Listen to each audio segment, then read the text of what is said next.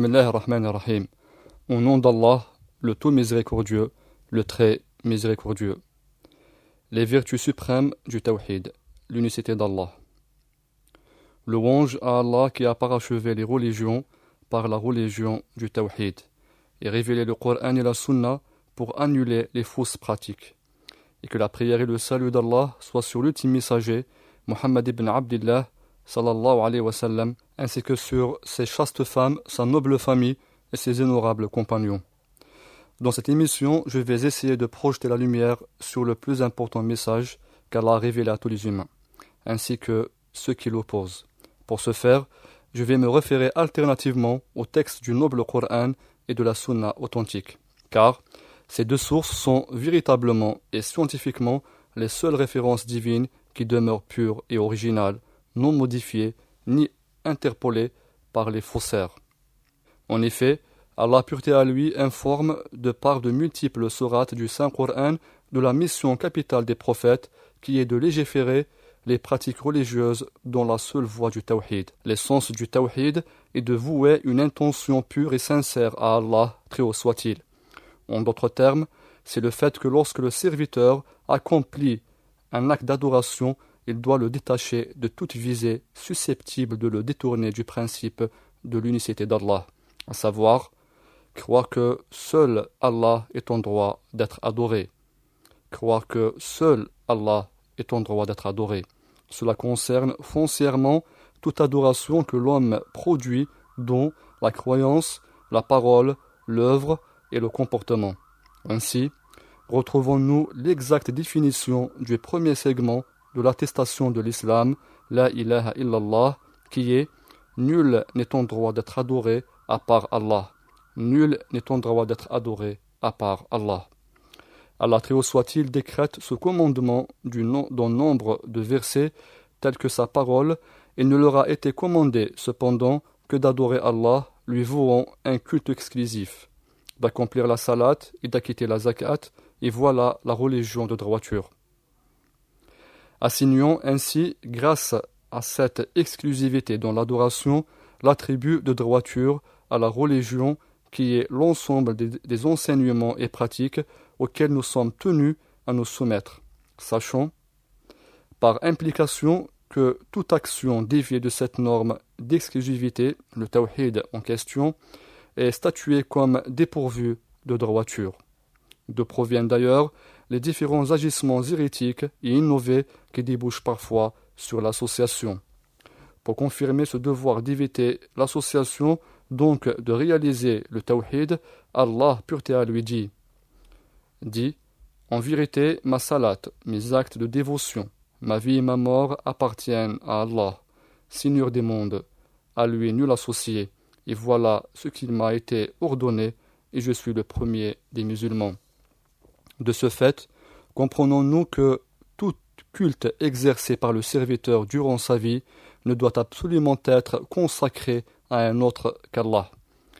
Il dit aussi, pureté à lui, quiconque donc espère rencontrer son Seigneur, qu'il fasse de bonnes actions et qu'il n'associe dans son adoration aucune créature à son Seigneur. Les savants Al-Fudayl ibn Ayyad, entre autres, commentent les bonnes actions citées dans ce verset par le suivi de la sunna du prophète, prière et salut d'Allah sur lui, ce qui s'oppose radicalement aux innovations.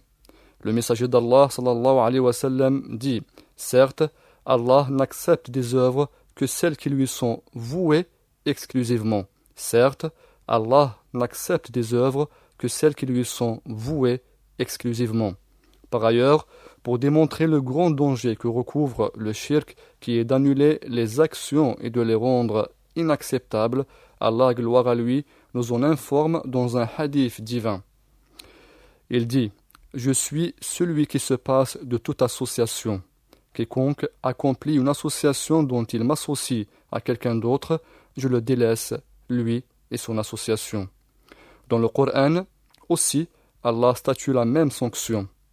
Il dit « En effet, il t'a été révélé ainsi qu'à ceux qui t'ont précédé, si tu donnes des associés à Allah, ton œuvre sera certes vaine et tu seras très certainement du nombre des perdants. » Puis immédiatement, dans le verset suivant, Allah ordonne et commande.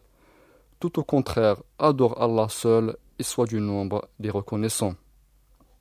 Et puisque le prophète, prière et salut d'Allah sur lui a été dicté une si ferme injonction, alors qu'il est le maître des pieux, donc la communauté musulmane est en position prioritaire quant à son accomplissement. Cela étant, lorsqu'Allah Majesté à lui invalide les œuvres d'une personne à cause de la grande association, le sort final de cette personne, si elle meurt sans se repentir, est d'être vouée à l'enfer. Qu'Allah nous en préserve, ainsi que tous les musulmans. Notre Seigneur atteste de cette réalité en déclarant « Certainement, quiconque associe à Allah d'autres divinités, Allah lui interdit le paradis et son refuge sera le feu. » Et il dit aussi « Certes, Allah ne pardonne pas qu'on lui donne quelque associé, à part cela, il pardonne à qui il veut. » En effet, Allah le Tout-Puissant réserve un tel dur châtiment parce que la grande association est le pire des péchés par lequel il est transgressé. Des versets fréquents dans le livre d'Allah prouvent ce constat. Et quiconque donne à Allah un quelque associé a donc commis un énorme péché. Il dit aussi, et lorsque Luqman dit à son fils, tout en l'exhortant, « Ô mon fils, ne donne pas d'associé à Allah, car l'association à Allah est vraiment une injustice énorme. » Et d'après les deux authentiques, Al-Bukhari et Muslim, une fois le prophète sallallahu alayhi wa sallam fut interrogé. Quel est le plus grand péché? Il répondit, prière et salut d'Allah sur lui, que tu donnes un égal à Allah alors que c'est lui qui t'a créé. Que tu donnes un égal à Allah alors que c'est lui qui t'a créé. Quelle pire injustice que celle d'élever la créature au rang du Créateur, de s'adresser à un mort réduit à nu dans sa tombe pour se faire exaucer les prières et s'attribuer les grâces et les faveurs, se souvenant ainsi de la niaise attitude des pères et des aïeux. Notre Seigneur, pureté à lui, dit, ils dirent, non, mais nous avons trouvé nos ancêtres agissant ainsi. Quelle ignoble croyance que celle d'invoquer les djinns et les esprits pour repousser les malheurs, alors que cela ne fait qu'aggraver la douleur. Allah très haut soit-il, dit, or, il y avait parmi les humains des mâles qui cherchaient protection auprès des mâles parmi les djinns, mais cela ne fit qu'accroître leur détresse. Quelle monstrueuse parole que celle de prétendre que les saints et les pieux détiennent du pouvoir sur les événements de la vie. Notre Créateur, pureté à lui, dit, à Allah appartient l'inconnaissable des cieux et de la terre, et c'est à lui que revient l'ordre tout entier. Adore-le donc et place ta confiance en lui.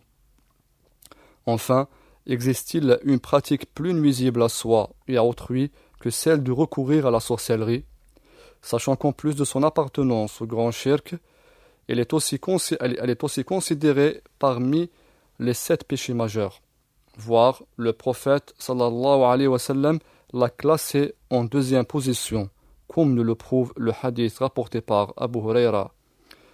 Il dit, prière et salut d'Allah sur lui, évitez les 7 choses périlleuses. Ils dirent, et que sont-elles? Ô messager d'Allah, il dit, l'association, la sorcellerie, ainsi que d'autres choses qu'il a citées, sallallahu alayhi wa sallam. Allah, aussi exalté soit-il, a destiné aux sorciers, voyants, magiciens et consorts, une perdition sans merci, et le magicien ne réussit pas où qu'il soit. Il dit aussi, et les magiciens ne réussissent pas. Et compte tenu de la gravité de cette énorme infraction, il est révélé également que les personnes qui interrogent les sorciers sont elles aussi sujettes à de graves peines. Le messager d'Allah sallallahu alayhi wa sallam dit, celui qui consulte un voyant, croit ce qu'il dit, a donc mécru à ce qui est révélé à Mohammed. Rapporté par Ahmed et Abu Daoud. Il dit aussi, celui qui consulte un voyant, l'interroge sur quelque chose, sa salate ne sera pas acceptée pendant 40 jours. Rapporté par Muslim, nous demandons à Allah la protection et le salut. Cela nous explique clairement que consulter les magiciens et les sorciers est un acte illicite faisant partie des grands péchés. Ce sont en bref des exemples sur quelques actes qui peuvent mener à la mécréance et la grande association. Il incombe à tout un chacun des musulmans de s'en éloigner, de conseiller son prochain, de ne pas les commettre et de mettre en garde leurs auteurs. En conclusion, je demande à tout musulman de s'intéresser à l'apprentissage de sa religion, de s'occuper de la science islamique et de sa pratique, car Allah le tout miséricordieux a destiné que la réussite soit conditionnée par la pratique ferme de l'islam.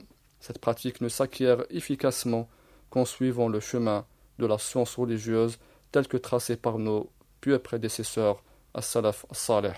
Et notre dernière invocation est louange à Allah, le Seigneur des mondes, et qu'Allah prie et salue sur notre prophète Mohammed, sur sa famille et tous ses compagnons. Assalamu alaikum wa rahmatullahi wa barakatuh.